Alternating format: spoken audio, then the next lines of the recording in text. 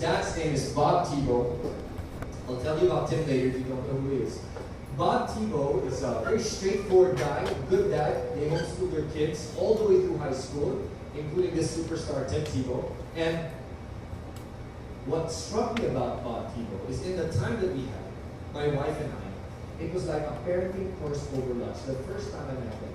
And it moved my wife to tears because of the insights he was able to share and encourage us with. And when I spoke with him, because I'm a man, I do not cry, my eyes only perspire. They perspired a little bit. So as we were listening to him, here's an insight he had about socialization. I said, Bob, how do you answer the big S question?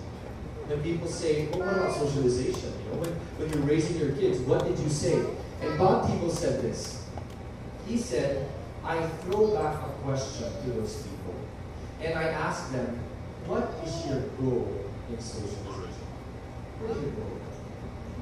And many people will say, well, Bob, to prepare them for the real world. You've heard that, right? And I've heard that even from an executive from one of the largest multinationals in the world. He was also teaching at the same boost school at the time. And he mentioned that he just moved to the Philippines. So I gave him my card. I said, hey, would you consider homeschooling? And he said, no way. My wife has been homeschoolers in our country, and they're weirdos.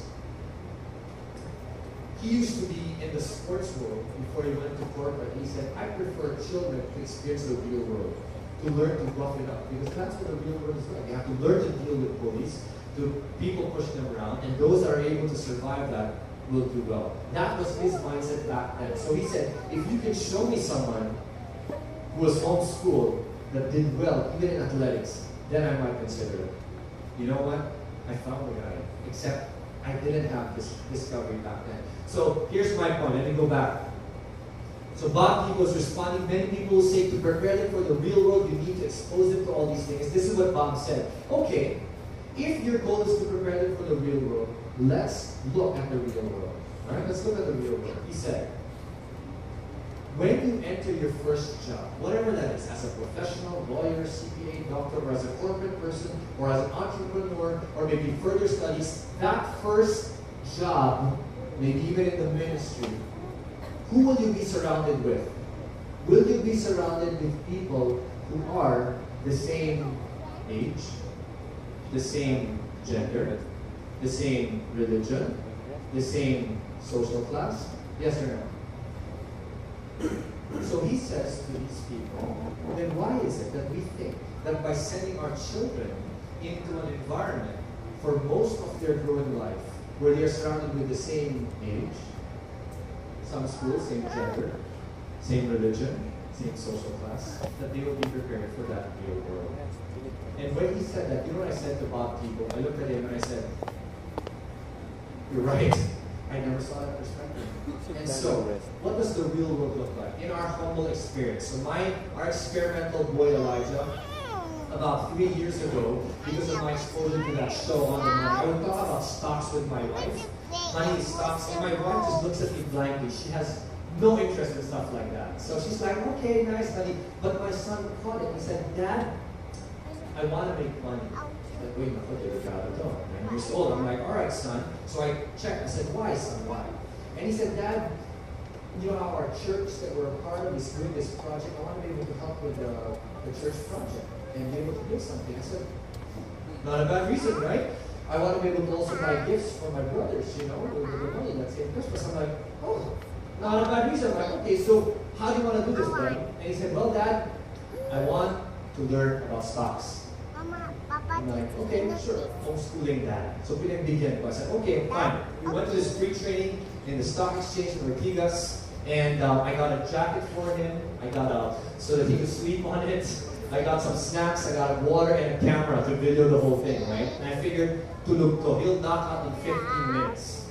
So everybody in the rooms, we got a crowd about this size as well. Everybody were professionals, older people interested in stocks and learning about it. The youngest people there were college students doing it for research. Now, my son is there, and I'm passing the 15-minute mark, and it's now an hour later, and my son is like this, wow. He looks at me, Dad, that's so cool. I said, who's this boy?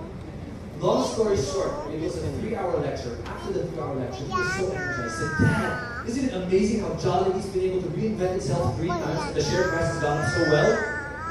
Sabi ko, who's this boy? He opened a stock portfolio.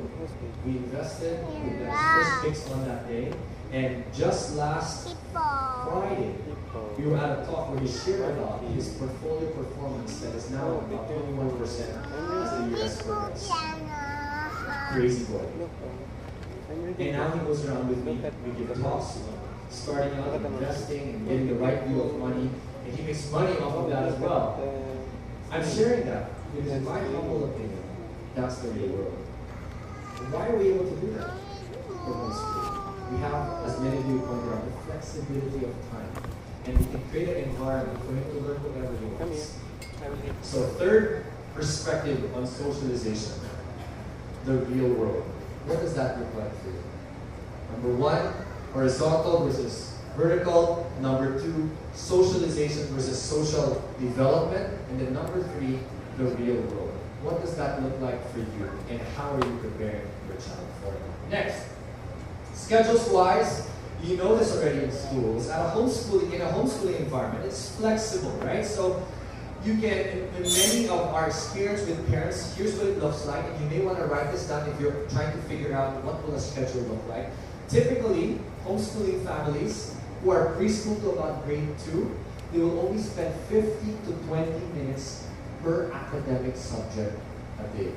And only 2 to 3 academic subjects a day. Why? Harold Sela, in my conversations with Dr. Harold Sela, he said, Edric, the attention span of children is 1 minute for every year of their life. So, younger kids, short lectures, short classes because they have short attention span. 15 to 20 minutes per academic subject, 2 to 3 per day, alternating. Okay? So let's say they grow on 3rd grade up to grade 6. 3rd grade to grade 6 is about 40 minutes now, a little bit more time. And what families will